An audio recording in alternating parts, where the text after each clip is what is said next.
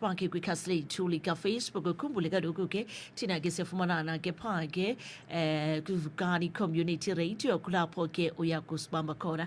Sijonge ke kwi-World Play Day sizama ukujonga into yoba ke mhlawumbi ngaba le program kulindeleke ibe ke iqhuba njani ngolu suku lwanamhlanje. Kanti ke sele ke ndijonge nophanke kwiZoom nguye ke ngakumbi ke uMr Mthandazo Njam oye chairperson phanke kwisakhe sizwe Digital Education xa bazawube ke besejojweni village namhlanje ngakumbi ke kweliphulo ke le World Play Day. Sizawuba banzi ke into yokuba ingaba ke program kulindeleke into yokuba ibe ke iqhuba njani na. Mr Njam tata masikubulise enkqubeni sikunike elithuba uzibulisele komphulaphula weVukani FM ngale mini namhlanje. Mandibulise msasazi, ndibulise kubaphulaphuli beVukani FM jikelele.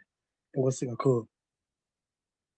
Kwasi kakhulu tata sibulele ngexesha uthe wabeke usiphalona kwalapha ke enkqubeni. World Play Day sijonge kusuku lwanamhlanje neqonda ke noko ke selintsuku ziliqela nisungula ke usuku lwanamhlanje nibemelela i-stakeholders ukuba zibe yinxalenye yale program.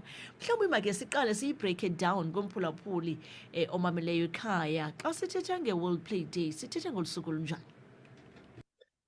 Msasazi sithetha ngosuku olubhiyezelwa lihlabathi lonke. Kodwa ke thina apha eMalahleni sesalicutha sawufokhasa kwisikolo esisebenzisana naso kuthiwa nguMzamo Omhle Primary School eJojweni. Lusuku apho khona ke abantwana baye badlale under ukhuseleko begadiwe benikwa zonke izixhobo zokudlala. Namhlanje ke sabe sine-indoor games, sine-outdoor games, sine-indigenous games. I-indoor games ke msasazi iba zii-board games in this case. Apho khona bazawudlala khona i-strategy and mind challenging games, Snake and Ladder, Monopoly, or 30 second, i-board games, ne-draft and so forth, or chess. And then outdoor bazawudlala khona i-touch rugby, badlale u-4-a-side soccer, 6-a-side soccer, badlale i-netball traditionally, phinde badlale indigenous games ke imirabaraba, ooguni, oobhuca, badlale ke ne-TikTok games kuba si-more focus kwi-technology. TikTok into esibukela kakhulu. Khona ke i-exciting games kaTikTok abazawudlala namhlanje sabasurprise ngazo msasazi. So lolo suku kwangale mini inye msasazi kuzabe kukhona ke u-DJ ozabadlalela umculo kwenzela badlale kwi-environment abazawukwazi uyonwabela. Baphinde ke msasazi sibe nayo ne-talent show uba bakhona abakwazi ucula abakwazi urepha sibanike ke i-platform basebenzise imayikhi ke msasazi. Sizaba nayo ke nangaphakathi swimming sinazo ii-portable pools apho bazawudada khona. Siyakholwa uba kuyabanda, sizawuzama ke namanzi uwafudumeza bakwazi banoko bangaguli emva koko. Siyabulela msasazi.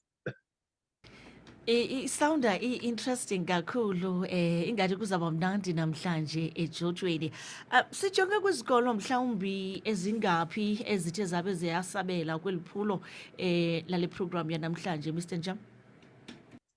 Msasazi njengoba nditshilo ndathi sifowukhase eMzamo Omhle Primary School enabantwana abapha 140 something. Kodwa ke ii-primaries ezisarawndileyo sizivalelanga, i-Agnes Rest Primary kunye neKamva. Kodwa ke this time sizawujoyinwa ngamavolontiya avolontyela isakhe isizwe kwezi primary schools zimbini ngawaza kuza kule game. But in future msasazi sifuna uyi-extenda le program izichaphazele zonke ezi zikolo zilapha kule area yaseapha Agnes. Right. Ndifuna ukujonga ke mhlawumbi ngabe iprogram kulindeleke into yokuba ibe iqala ngabani ixesha. Besides izikolo mhlawumbi zikhona ezinye i-stakeholders esingabe siyazilindela namhlanje kule program? Wamsasazi siyabhiliva kakhulu siyisakhe isizwe njengegama lesitsho ukholabhoreyitha nabantu abakwi-area yethu ngakumbi ii-departments. Namhlanje sawujoyinwa ngu-social development kwicala lika-child care necala lika-substance abuse kuba ke yimicelimngeni esijongene nayo. Sizawuphinda ke sijoyinwe ngu-SAPS, South African Police Services, ezokwenza i-word of support nendlela abantwana kumele badlala ngayo kwi-environment ekhuselekileyo nokuba bangazibandakanye kwizinto ezinolwaphulomthetho. Siza kujoyinwa ke nguDepartment of Health kwakhona kuba nguye ke uye aququzele into zogonywa kwabantwana ezikolweni. Sijoyinwe ke ngumasipala wethu eMalahleni, uCommunications Department kamasipala uzawube khona. Sijoyinwe ngabazali nayikomiti kaSibonda.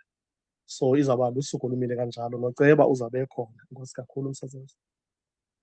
Ingaba mhlawumbi le program ikumila kunje na njengoko besenditshilo ndathi inikeza umdla kakhulu because nowadays abantwana bethu abasadlali ixesha elininzi bathe nca kwiteknoloji, so nizisa into entsha futhi enikeza umdla especially ezilalini. Singayilindela mhlawumbi iprogram ekumila kunje nyaka nanyaka ngakumbi kwisakhe isizwe?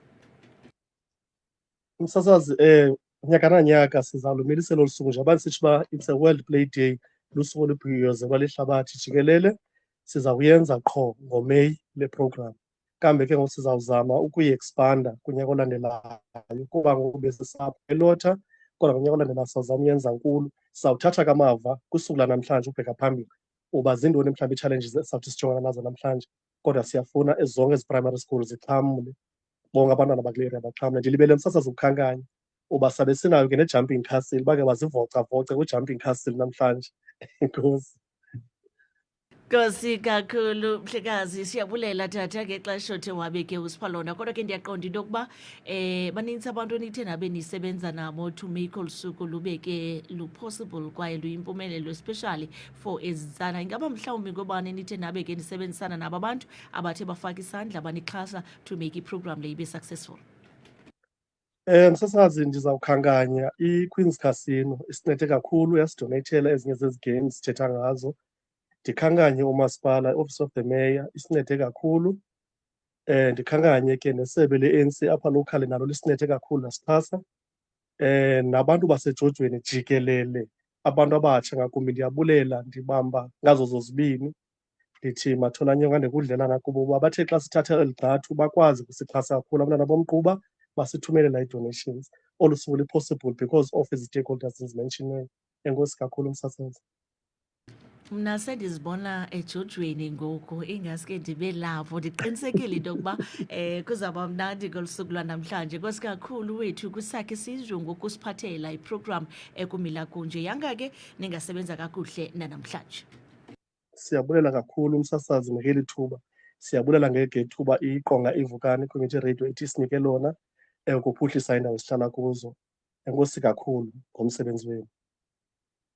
Nkosi kakhulu nguye ke lowo ke uMr Mthandazo Enjam oye ke chairperson phanke kwisakhe isizwe digital education xa sijonge ke i-World Play Day eJojweni Village namhlanje kumasipala waseMalahleni local municipality. Mhlekazi, masibulele ngexesha othe wabe ke usipha lona enkqubeni. Enkosi kakhulu umsasazi, siyabulela. Enkosi. Right ke